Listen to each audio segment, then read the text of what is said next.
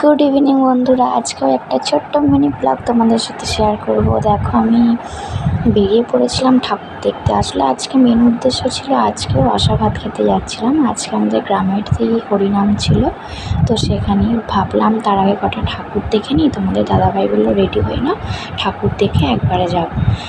দেখেছি 5-6টা, এক ঠাকুরেরই ভিডিও করেছিলাম, সেটাই তোমাদেরকে দেখালাম। আর অল্প মেলাও বসেছিল, সেটার দোকানও তোমাদেরকে দেখিয়ে দিলাম। আর এখানে কেন দাঁড়িয়েছিলাম, এখানে জিলিপি নিচ্ছিলাম। তারপরে তো চলে গিয়েছিলাম হরিনামের ওখানে। দেখো সবাই খাওয়া দাওয়া করছে, তখন আমরা দাঁড়িয়েছিলাম, তখন জায়গা পাইনি। তোমাদের দাদাভাই যাচ্ছে খাওয়া দাওয়া করে আইসক্রিম নিতে, বললো আইসক্রিম খাবে। বললাম হ্যাঁ চলো, আইসক্রিম তো খাওয়া যেতেই পারে গরমকালে, তাই না?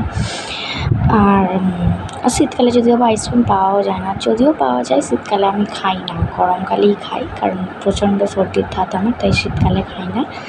তো চলো আজকে এই অবধি। হ্যাঁ, তারপর একটা ছোট্ট স্প্রাইটের বোতল কিনেছিলাম, সেটা আর তোমাদেরকে দেখানো হয়নি।